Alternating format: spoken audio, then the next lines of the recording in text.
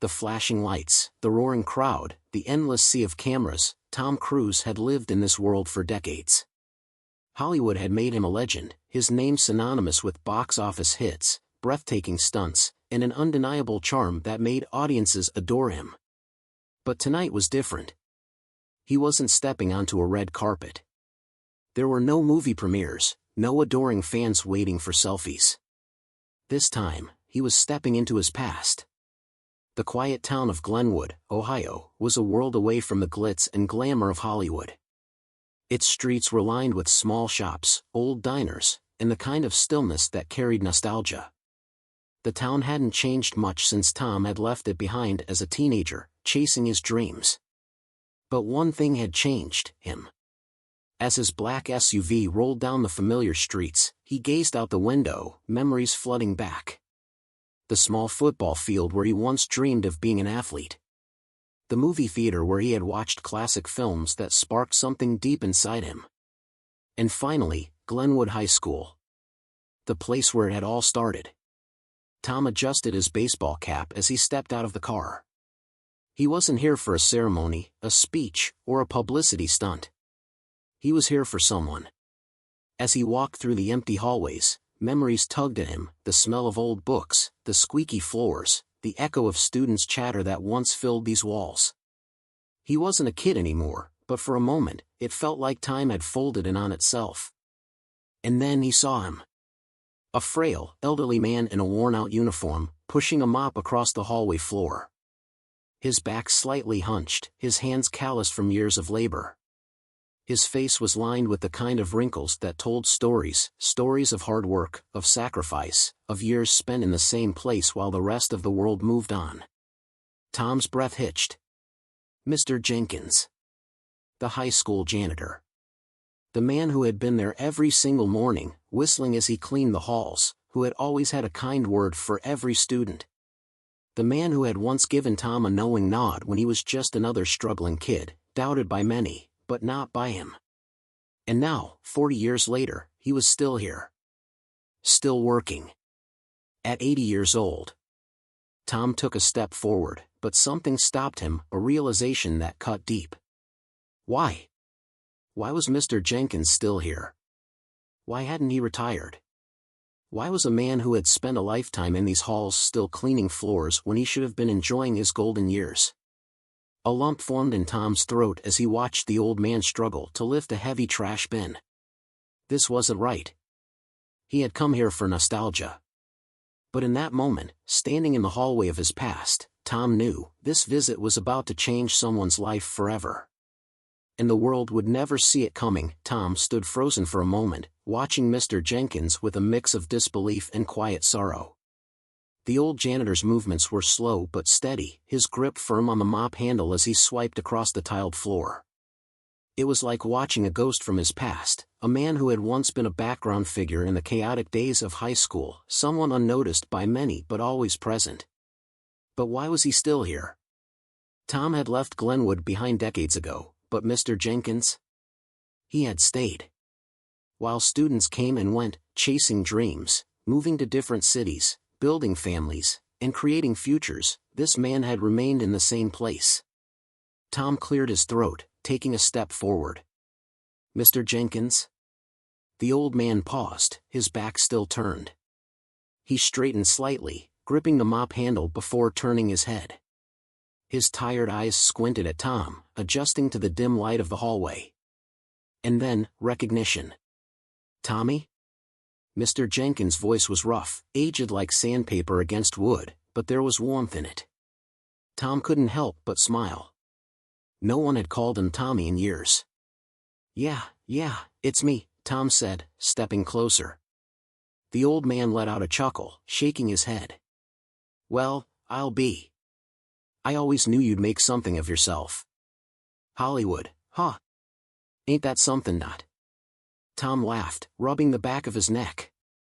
Yeah, I guess it is. For a moment, the two just stood there, the silence stretching between them.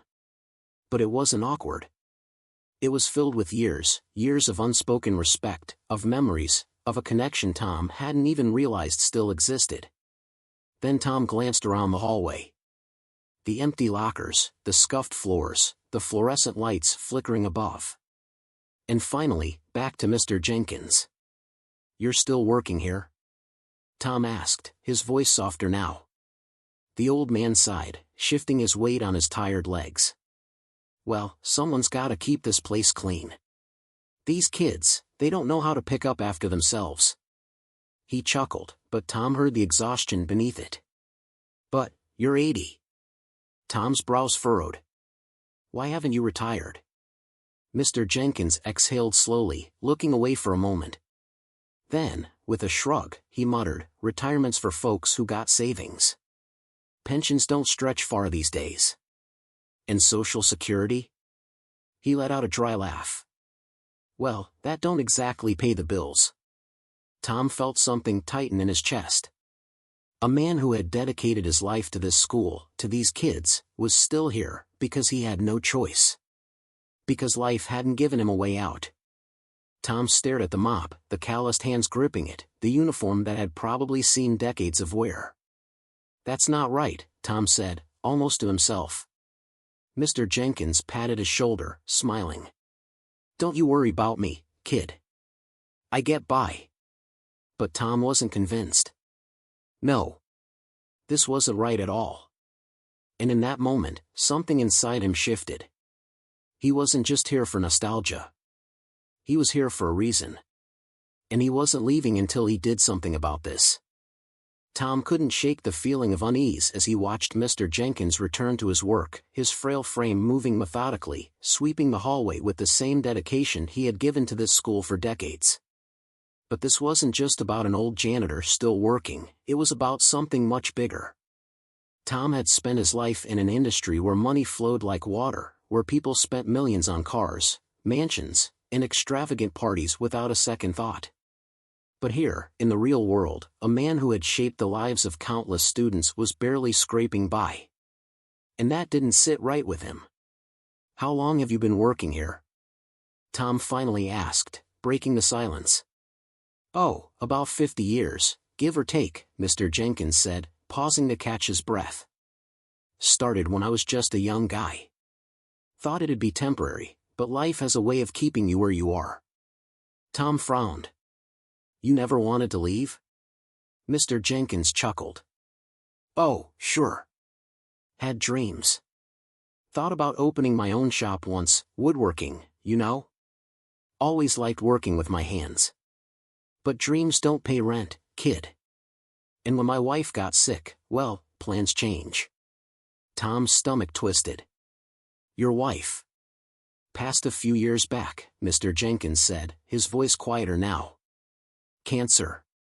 Took everything we had. The treatments, the hospital visits. I spent every dime I ever saved trying to keep her here a little longer." Tom felt like the wind had been knocked out of him. This wasn't just about an old man working past his years, this was about survival. After that, Mr. Jenkins continued, there wasn't much left. "So, I kept working. Pension doesn't stretch far, and I've still got a house to keep up. Bills don't stop just 'cause you're tired." Tom ran a hand through his hair, his mind racing. This man had given everything, his youth, his strength, his dreams, his savings, and he was still giving. Still working, still pushing, because there was no other option. It wasn't fair. It wasn't right. And Tom knew he had to do something. Subplot, the school's hidden struggles. As they spoke, the sound of footsteps echoed through the hallway. A middle-aged woman in a professional suit walked toward them, a clipboard tucked under her arm. She stopped when she saw Tom and blinked in surprise. "Mr. Cruz?" she asked, her voice uncertain. "That's me," Tom said with a polite nod. "And you are?" "I'm Principal Harris. It's an honor to meet you." She extended a hand, which Tom shook. "What brings you back to Glenwood High?" Tom glanced at Mr. Jenkins, then back at the principal. "I came to visit. But I also just learned that one of your longest-serving employees is still working at 80. And I have some questions about that." Principal Harris sighed, rubbing her temples. "I wish I had better answers for you, Mr. Cruz. But the truth is, the school doesn't have the budget to hire more staff. We've been struggling for years, cutbacks, funding shortages, you name it. If Mr. Jenkins left, we wouldn't be able to replace him. Tom narrowed his eyes. You mean to tell me that an 80-year-old man is still here because the school can't afford to lose him? It's not that simple, she said. He refused to retire when he turned 65. We tried to offer him a small severance, but he wouldn't take it. He said he needed to work. Tom looked at Mr. Jenkins, who only shrugged. Like I said, bills don't stop, kid. But Tom saw it now. This wasn't just about Mr. Jenkins. This was about a broken system. A system that let good, hard-working people slip through the cracks. That let a man who had dedicated his life to this school spend his golden years mopping floors instead of resting. And for the first time in a long time, Tom felt something stir inside him, not just anger, but determination. This wasn't just an emotional moment. This was a mission. He had the power to change this. And he would. I need to make a few calls, Tom said, pulling out his phone. This isn't over. Tom Cruise had spent decades defying expectations, pulling off impossible stunts, breaking box office records, and proving time and time again that limits were meant to be pushed. But this wasn't a movie. This was real. Sitting in his car outside Glenwood High, Tom's mind raced. He had just spent the past hour with Mr. Jenkins, a man who had given everything to this school and was still here, mopping floors at 80 years old because he had no choice. Because life had left him behind. And Tom couldn't let that stand. His fingers hovered over his phone. He had contacts, powerful ones. But this wasn't about making calls to billionaires or pulling Hollywood favors. This was about something deeper. This was about doing the right thing. Taking a deep breath, he dialed the first number that came to mind. Hey, it's Tom. An unexpected ally. The next afternoon, Tom walked back into Glenwood High, but this time, he wasn't alone. Beside him was Daniel Reed, a former classmate, now a highly successful entrepreneur, CEO of a multi-million-dollar foundation focused on education reform. I can't believe this, Daniel muttered as they walked through the halls. Mr. Jenkins is still working? After all these years? Yeah, Tom said, jaw tight. And no one's done a damn thing about it. Daniel shook his head. He was always good to us. I remember when my parents couldn't afford new shoes for me, and he gave me a pair from Lost and Found, made sure no one laughed at me for it. He deserves better. That's why we're here, Tom said. As they reached the janitor's closet, Tom pushed the door open. Mr. Jenkins was inside, sitting on a small wooden stool, rubbing his knees. He looked up, startled. Tom? What are you doing back here? Tom smiled. I told you. This isn't over. Mr. Jenkins furrowed his brows, shifting slightly. Kid, if you're about to do something crazy, just hear us out, Tom interrupted, pulling up a chair across from him. This is Daniel. We went to school here together. And we both agree that it's time things change for you. Mr. Jenkins sighed, shaking his head. Boys, I appreciate it, but I don't need charity. This isn't charity, Daniel said. It's recognition. It's respect. It's what you deserve. Mr. Jenkins stared at them, his weathered face unreadable. We're setting up a retirement fund for you, Tom said, leaning forward. A real one. Enough to pay off your house, cover your medical bills, and make sure you never have to work another day in your life. The room fell silent. The old man swallowed hard, his hands tightening on his knees. Son, you don't have to do this, he finally whispered. We want to, Tom said firmly. And not just us. I made a few calls. People remember you, Mr. Jenkins. They care. I posted your story online, and within hours, donations started pouring in. Students, teachers, parents, you made a difference in their lives. And now, they want to make a difference in yours. A single tear slipped down Mr. Jenkins' cheek. He blinked rapidly, trying to hide it, but Tom saw. "I don't know what to say," the old man whispered. "Say yes," Daniel said with a grin. For a moment, Mr. Jenkins just sat there, looking between the two men he once knew as boys. His lips trembled slightly, his eyes misty. And then, he nodded. "Okay," he breathed. "Okay." Tom exhaled, relief flooding through him. But they weren't done yet. Not even close. Because what started as one man's story was about to become something much, much bigger. News of Mr. Jenkins' story spread like wildfire. Within hours of Tom's post, it had gone viral. Former students, teachers, and even complete strangers were sharing their own stories about him. Mr. Jenkins used to sneak extra food to kids who couldn't afford lunch. He gave me a ride home when my parents forgot to pick me up after practice. When I was struggling with school, he told me I was smarter than I thought, and that was the first time I believed it. The donations poured in.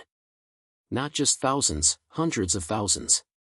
By the time Tom and Daniel sat down with Principal Harris, the school had been flooded with phone calls from news outlets wanting to cover the story. National networks, morning shows, even major newspapers. "This is incredible," Harris said, shaking her head in disbelief. "I had no idea how many lives he's touched." "That's the thing about people like him," Tom said. "They never ask for recognition. But they deserve it more than anyone." But the most important moment came when Tom and Daniel sat down with Mr. Jenkins again, this time, not in the janitor's closet, but in the principal's office. Daniel placed a folder on the desk in front of him. "This is everything," he said. "The retirement fund is set up. You'll never have to work again. The house paid off. Medical expenses covered. And we found a nice place for you in a retirement community. You'll have neighbors, activities, people looking after you." Mr. Jenkins just sat there, staring at the papers. His hands trembled as he ran his fingers over them. "I," he started, but his voice broke. He cleared his throat and tried again. "I don't know how to accept this." Tom leaned forward. "You accepted every struggling kid who walked these halls, every lost soul who needed a kind word. You gave to people when you had nothing to give. Let us do this for you." A tear slipped down Mr. Jenkins' face, but this time, he didn't try to hide it. "You boys," he whispered. "You turned out all right." Tom grinned. "That's because we had good people looking out for us." And for the first time in decades, Mr. Jenkins didn't have to worry about tomorrow. Because finally, someone had looked out for him. The news had spread farther than anyone expected. What started as a simple act of kindness had turned into a nationwide movement. Social media was flooded with messages from people sharing their own stories of overlooked heroes, janitors, teachers, bus drivers, and cafeteria workers who had quietly shaped lives without ever asking for anything in return. But at the heart of it all was Mr. Jenkins. 2 weeks after Tom's visit, Glenwood High held an assembly, but not for a movie star, not for a championship game. This one was for a man who had mopped its floors for 50 years. The gymnasium was packed. Students, teachers, alumni, some had driven hundreds of miles just to be there. Tom stood at the front with Principal Harris, Daniel, and Mr. Jenkins, who still seemed overwhelmed by all the attention.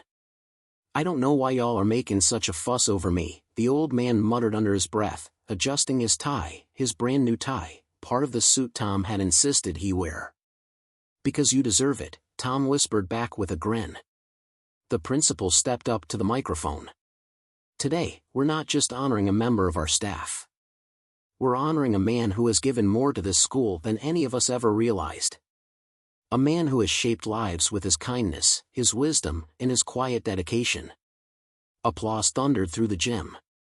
Because of the generosity of Tom Cruise, Daniel Reed, and the thousands of people who came together to help, she continued, "We are proud to announce that today will be Mr. Jenkins' final day as an employee of Glenwood High, because, ladies and gentlemen, he is officially retired."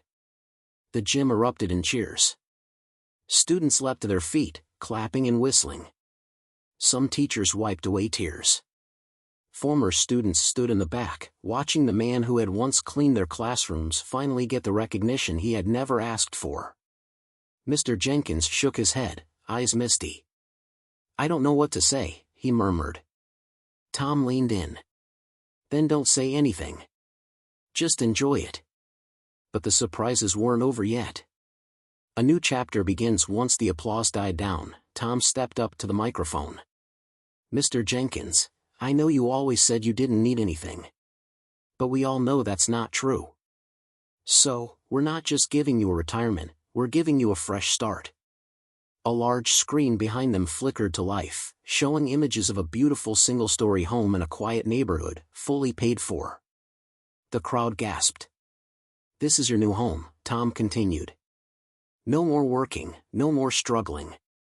Just peace, comfort, and the retirement you should have had years ago." Mr. Jenkins froze. The old man's hands trembled as he stared at the screen, his lips parting, but no words came out. "And because we know you're not the type to sit around all day," Daniel added with a grin, "we also set up a woodworking shop for you. A place where you can finally build, create, and teach, without worrying about money." The gym fell silent. Mr. Jenkins swallowed hard, his weathered face showing every emotion all at once: shock, disbelief, gratitude, and something deeper. For the first time in his life, he wasn't carrying the weight of survival. He covered his mouth with his hand, shaking his head. "Boys," he whispered, voice breaking.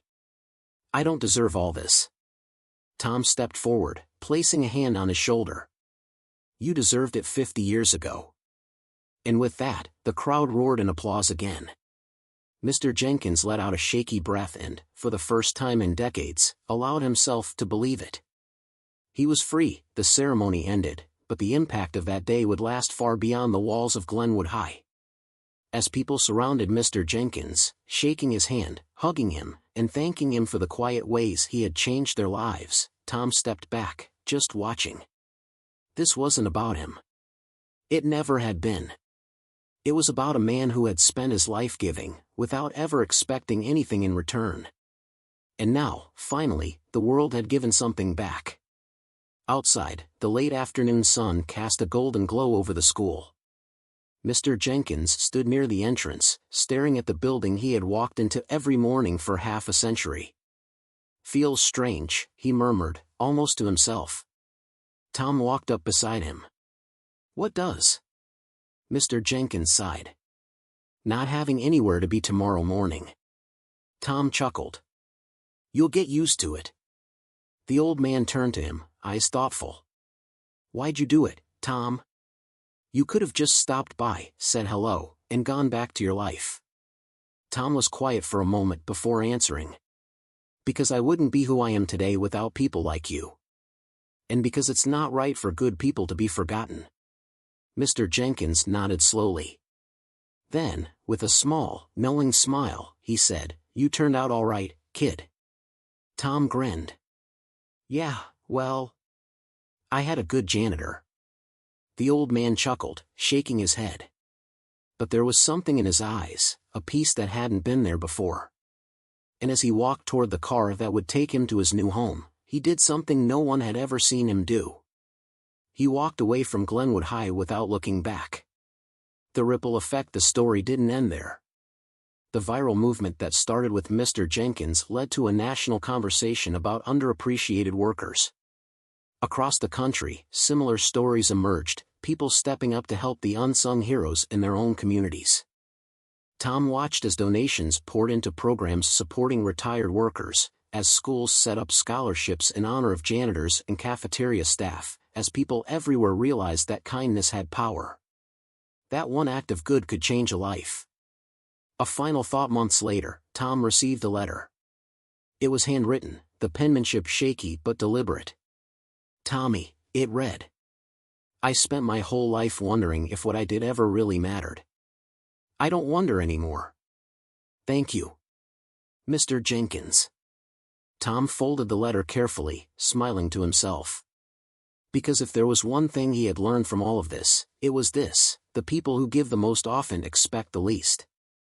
But sometimes, they deserve the world in return. And when the world finally saw that, it became a better place. The end.